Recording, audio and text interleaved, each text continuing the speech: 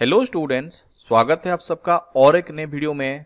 तो बच्चों, last video में हम डिस्कस किए थे एक overall idea about the microorganism.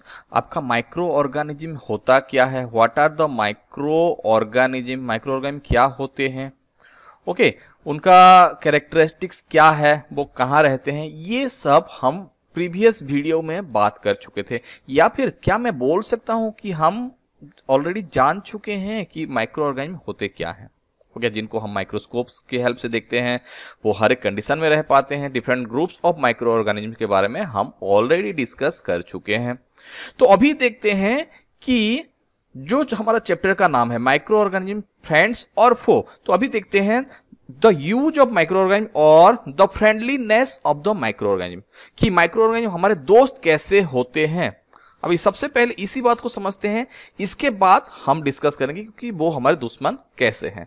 तो चलिए देखते हैं, the microorganism are friend और we can say the friendly microorganism. तो जब भी एक फ्रेंडली माइक्रो ऑर्गेनिज्म का बात किया जाए, हम कैसे जानेंगे, उनके काम की वजह से। वो लोग कैसा काम करते हैं, वो जो काम कर रहे हैं वो हमारे लिए यूजफुल है या फिर हमारे लिए हार्मफुल है। इसी के बेसिस पे ही हम एक माइक्रो ऑर्गेनिज्म को डिवाइड करते हैं कि ये जो माइक्रो ऑर्गेनिज्म है पर्टिकुलर, ये हमारे लिए दुश्मन है और ये जो है हमारे लिए दोस्त है। तो इसी के लिए हम लोग देखते हैं यूजफुलनेस ऑफ माइक्रो ऑर्गेनिज्म। तो माइक्रो ऑर्गेनिज्म सबसे पहला जो बेसिक कैरेक्टरिस्टिक्स होता है बच्चों, और कैरेक्टरिस्टिक्स तो नहीं बोल सकते, जो उसका सबसे पहला जो यूजफुलनेस जो होता है वो क्या होता है, द मेकिंग ऑफ कर्ड। जो दूध से दही बनाने में क्या करते हैं बेसिकली बच्चों, हम लोग दूध को थोड़ा सा गर्म करते हैं और उसमें एक प्री मेड कर्ड, थोड़ा सा आपका जो है कर्ड मिला देने से कुछ टाइम बाद हम देखते हैं कि क्या होता है, वो सारा का सारा दूध जो होता है ये पूरा किसमें, कर्ड में कन्वर्ट हो जाता है या फिर दही में कन्वर्ट हो जाता है। तो ये करता कौन है बच्चों, ये एक लैक्टोबैसिलस नाम का एक बैक्टीरिया है जो कि हेल्प करता है किसमें, the conversion of milk into curd. ध्यान से याद रखना बच्चों, ये सब आपको शॉर्ट क्वेश्चन में पूछा जाता है। सो मिल्क टू कर्ड बनाने में कौन हेल्प करता है, लैक्टोबैसिलस, हो गया। अभी नेक्स्ट देखते हैं मेकिंग ऑफ ब्रेड। जो ब्रेड बना देते हैं बच्चों, जो बेकरी या फिर आपका जो बेकरी में जो कुछ भी यूज किया जाता है, यहां पे क्या होता है, ब्रेड बनाने में जो ब्रेड हमारा पूरा सॉफ्ट जैसे लगता है, तो ये किसके वजह से होता है, ये भी एक माइक्रो ऑर्गेनिज्म के हेल्प से होता है बच्चों। और वो क्या होता है, वो होता है east. East is used in bakery, हो गया, ब्रेड बनाने में ईस्ट को यूज किया जाता है। तो ज्यादातर क्या होता है बच्चों, जब भी हम आटा गूंथते हैं या फिर मैदा को गूंथते हैं तो उसके साथ हम क्या करते हैं, ईस्ट को जो है मिक्स कर देते हैं। और जैसे कि ईस्ट को मिक्स कर देते हैं तो वहां पे क्या होता है, सारे के सारे ईस्ट तो ये क्या करते हैं, रिप्रोड्यूस करते हैं रेपिटेटिवली, वो बहुत तेजी से जो है वो रिप्रोड्यूस करते हैं। और वो लोग क्या करते हैं, अपना रेस्पिरेशन, अपने एनर्जी लेने के लिए वो ऑक्सीजन लेते हैं और कार्बन डाइऑक्साइड, बहुत सारे कार्बन डाइऑक्साइड गैस जो है वो रिलीज करते हैं। और ये सारे के सारे कार्बन डाइऑक्साइड गैस क्या होता है बच्चों, ये आपका पूरा गुना हुआ मैदा में पूरा का पूरा जो है कार्बन डाइऑक्साइड भर जाता है, इट्स फील द डो, और डो को जो है वो पूरा भर जाता है carbon dioxide gas. As a result हमारा डो का जो साइज जो होता है, ज्यादातर अगर हम ब्रेड बनाते हैं तो उसको गूंद के रख देते हैं, ईस्ट मिला के रख देते हैं, तो कुछ देर बाद देखते हैं कि उसका साइज या फिर उसका जो वॉल्यूम जो होता है वो थोड़ा सा बढ़ जाता है। इसका मतलब क्या, इसके अंदर जितने भी ईस्ट रहते हैं ये सारे के सारे जो है वो अभी बढ़ चुके हैं और उसके वजह से इसका जो है वॉल्यूम जो है वो बढ़ जाता है। एंड लेटर ऑन प्रोसेस करने के बाद हमें जो कुछ भी है, हमें एक सॉफ्ट ब्रेड हमें देखने के लिए मिलता है। और ये किसके वजह से होता है, ये ईस्ट के वजह से ही होता है। वही जो लैक्टोबैसिलस होता है, इसको इडलीस और भटूरास में भी आपका यूज किया जाता है ताकि उनको सॉफ्ट और स्पॉन्जी बनाया जा सके।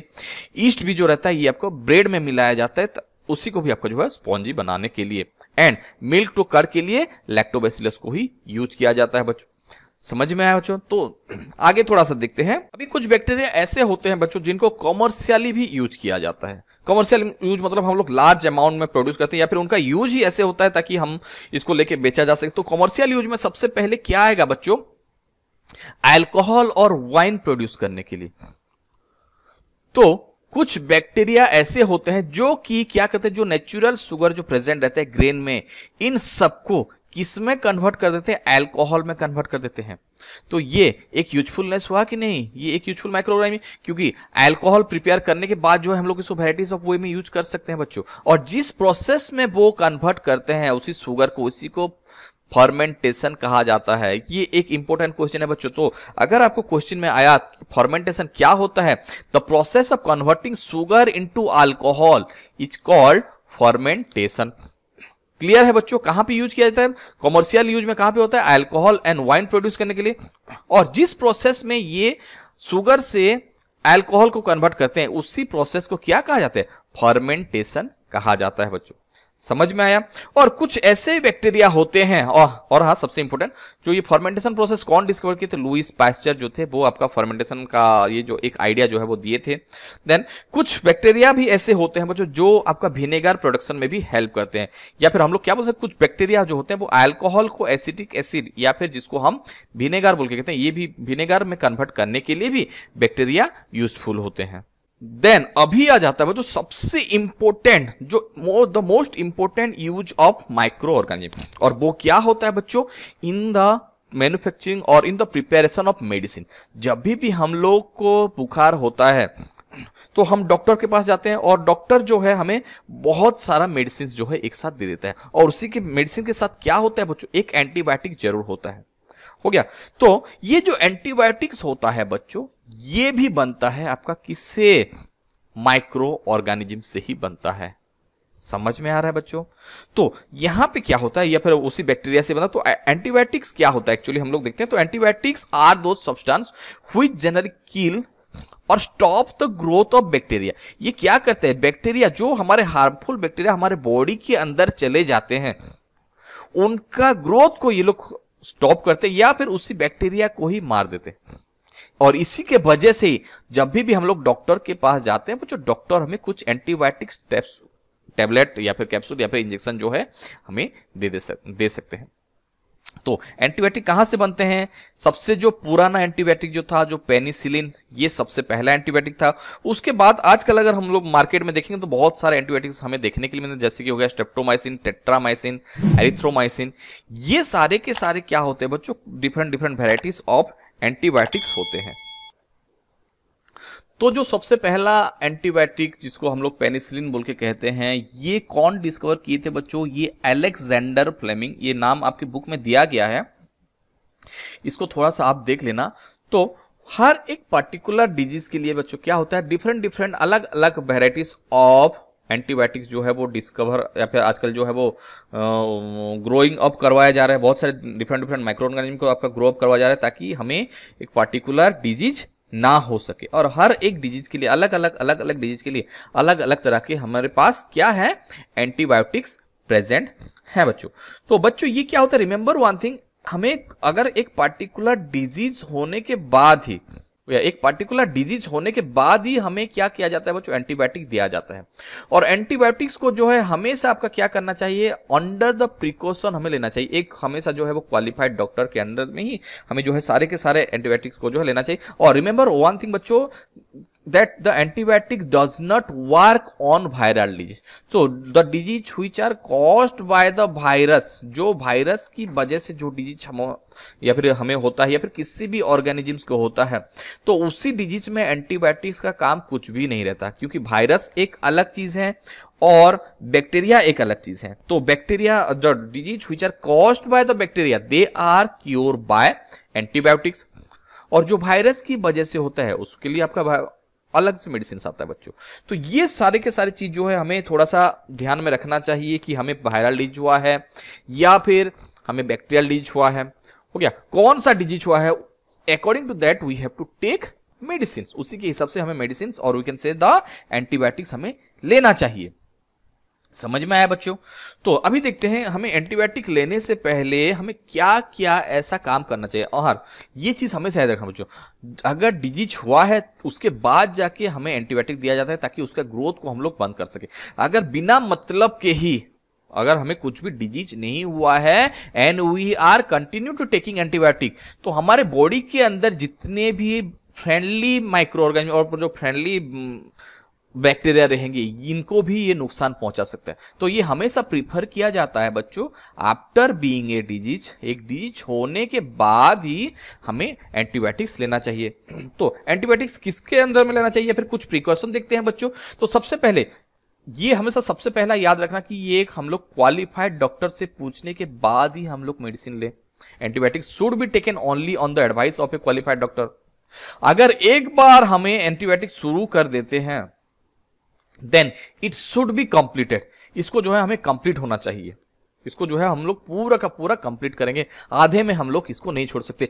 डॉक्टर जिस हिसाब से बोला है, जितना डोज हमें बोला है as per advice of the doctor, उसी के हिसाब से ही हमें एंटीबायोटिक लेना चाहिए।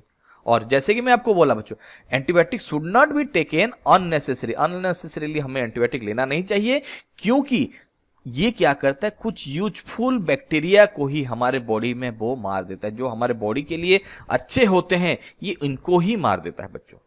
तो बच्चों समझ में आया, ये था एंटीबायोटिक्स जो हमें डिजीज होने के बाद लेना है। अगर एक डिजीज से हम लोग अफेक्टेड हैं उसके बाद हमें एंटीबायोटिक्स का यूज करते हैं। तो कभी कभी क्या होता है बच्चों, जैसे कि आप लोग बहुत बार सुने होंगे पोलियो दिया जाता है, हो गया, और बहुत कुछ ऐसे इंजेक्शन भी दिया जाता है जिसको हम लोग मतलब एक पर्टिकुलर डिजीज ना हो बोल के, जैसे स्मॉल पॉक्स हो गया, पोलियो हो गया, ये सारे के सारे डिजीज हमें ना हो बोल के, मतलब डिजीज होने से पहले हम लोग क्या करते हैं, रेडी होते हैं या फिर कुछ प्रिकॉशन लेते हैं, और उसके लिए हमें क्या इंजेक्शन लेना पड़ता है, और उसी प्रोसेस को क्या कहा जाता है बच्चों, उसी चीज को और उसी मेडिसिन को ही क्या कहा जाता है, आपका वैक्सीन कहा जाता है। क्लियर है? डिजीज ना हो, कोई भी एक पार्टिकुलर डिजीज हमें कैसे ना हो या फिर हमें उस डिजीज से कैसे बचना है, इसके लिए हम जो प्रिकॉशन लेते हैं तो ये क्या होता है, उसी को हम वैक्सीन बोल के कहते हैं। तो वैक्सीन क्या होता है, हम लोग क्या बोल सकते हैं वैक्सीन में, it is special kind of medicine और प्रिपरेशन व्हिच प्रोवाइड इम्यूनिटी और protection against a particular disease. कोई भी एक पार्टिकुलर डिजीज हमें ना हो बोल के उससे पहले हम लोग सावधानी बरतते हैं, और उसके लिए जो मेडिसिन और वी कैन से जो इंजेक्शन हम लोग लेते हैं उसी को ही हम क्या, वैक्सीन बोल के कहते हैं।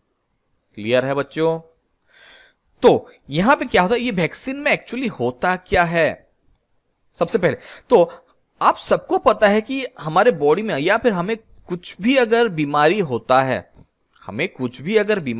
है, तो क्या करते हैं, हमारे बॉडी के अंदर कुछ ऐसे माइक्रो ऑर्गेनिजम्स प्रेजेंट होते हैं जो कि उसी पर्टिकुलर बीमारी से लड़ते हैं, या फिर हम लोग बोल सकते हैं लड़ने की ताकत वो लोग इकट्ठा करते हैं।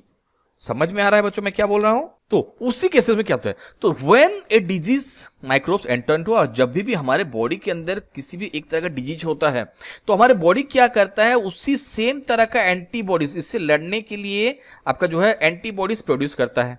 समझ में आया? और वही सेम माइक्रो ऑर्गेनिजम्स अगर फिर से हमारे बॉडी में एंटर करवाना चाहें तो उसी टाइम पे जो एंटीबॉडीज हमारे बॉडी में प्रेजेंट रहते हैं वो फाइट करेंगे किसको, या फिर हम बोल सकते हैं जो हार्मफुल या फिर जो डिजीज कैरिंग माइक्रो ऑर्गेनिज्म जो होते हैं इनको हमारे बॉडी में एंटर करने से ये लोग रोकेंगे।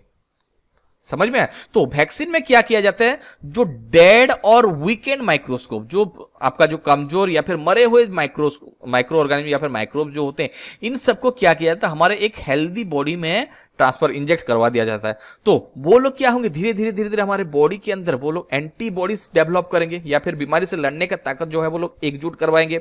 उसके बाद the body fights and kill them and by producing the sustainable antibody, वो लोग एंटीबॉडीज प्रिपेयर करेंगे और इनको जो है वो डेड करवा देंगे। मतलब कि हमारे बॉडी में अभी जो है, हमारा बॉडी जो है ये पर्टिकुलर ऑर्गेनिजम्स को पहचान गया, ये हमारे दोस्त हैं या दुश्मन है, देन और वही सेम एंटीबॉडीज क्या होता है हमारे बॉडी में जो है वो रहता है फॉर प्रोटेक्टिंग द डिजीज, और वही सेम एंटीबॉडीज क्या होता है हमारे बॉडी में प्रेजेंट रहता है, और इसी प्रोसेस में ही आपका एक वैक्सीनेशन आपका काम करता है।